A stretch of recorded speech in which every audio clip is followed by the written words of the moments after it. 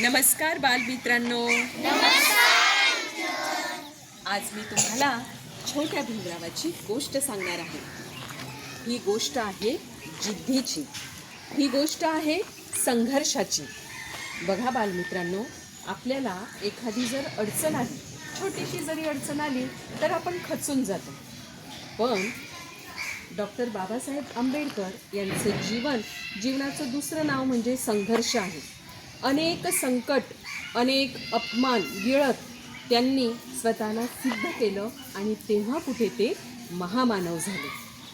हे महामानव होताना त्यांनी छोट्या छोट्या गोष्टीतनं स्वतःला मोठा आकार दिला आहे. आज अशीच एक छोटीशी गोष्ट. डॉक्टर आंबेडकरांचे वडील हे सुभेदार होते. त्यांचं नाव रामजी. तर बघा, सुभेदार असल्यामुळे रामजींना वाचनाची आवड होती आणि शिक्षणाचं महत्त्व पण कळालेलं होतं. म्हणून ते आपल्या मुलांना दररोज अभंग, संतवाणी, कबीरांचे दोहे, पुस्तकातल्या छान छान गोष्टी नेहमी सांगायचे.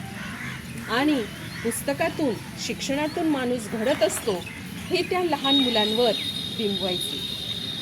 छोटा भीमराव हे सगळं काही अगदी मनापासून ऐकायचे आणि त्यामुळेच त्यांना वाचनाची आवड निर्माण झाली.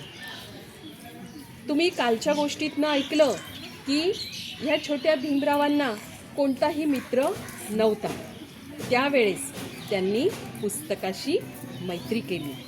बघा मित्रांनो, त्यांनी नेहमीच हातात एक पुस्तक ठेवलं. त्यांचं वाक्य होतं की अंगात फाटलेला शर्ट असला ना तर चालेल, पण हातात एक छानसं पुस्तक असलं पाहिजे. कारण पुस्तक घडवतात मस्तक. आपल्या जीवनाला दिशा मिळते या पुस्तकातनं. आणि म्हणून छोटा भीमराव नेहमीच पुस्तकं वाचण्यात गढलेला असायचा. त्यासाठी त्यांना कुठल्याही प्रकारची अडचण भासायचीच नाही. कधी त्यांनी पुस्तकाचं वाचन छोट्याशा दिव्याच्या प्रकाशात केलं तर कधी सरकारी दिव्याच्या खालीसुद्धा त्यांनी अभ्यास केलेला आहे. आज आपल्या सगळ्यांना अभ्यासासाठी सगळ्या सुखसोयी उपलब्ध आहेत, पण मात्र लहान भीमरावाला या सर्व गोष्टींसाठी संघर्ष करावा लागला. एक अशीच गोष्ट बघा, तुमच्यासारखाच हा छोटा भीमराव होता की ज्याला खेळायला आवडायचं, बागडायला आवडायचं, पण त्याने मैत्री केली पुस्तकाशी.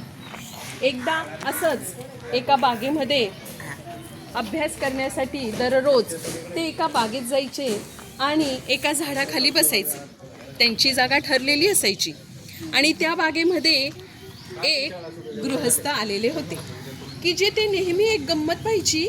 अरे, हे असं कसं असू शकतं? सगळे मुलं बागेत खेळतायत, मस्त उड्या मारतायत, मात्र त्यांच्याच वयाचा एक मुलगा झाडाखाली अगदी एकाग्र होऊन पुस्तक वाचतोय. पहिला दिवस गेला, दुसरा दिवस गेला, तिसरा दिवस गेला आणि नंतर न राहून ते गृहस्थ त्या छोट्या भीमरावाकडे गेले आणि त्यांना विचारलं, अरे बाळा, तू इथे काय करतोयस?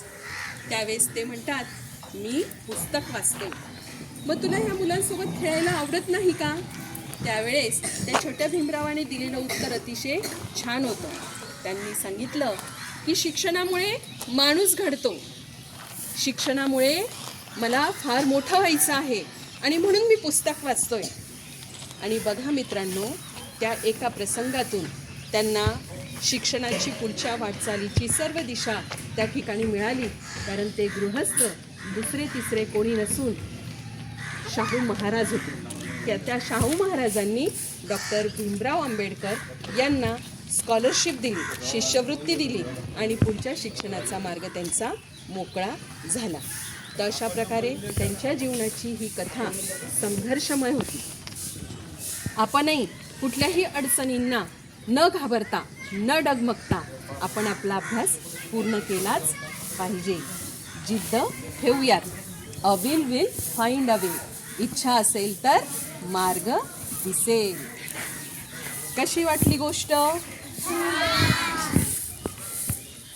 कप बुलबुल क्लॅप्स गो.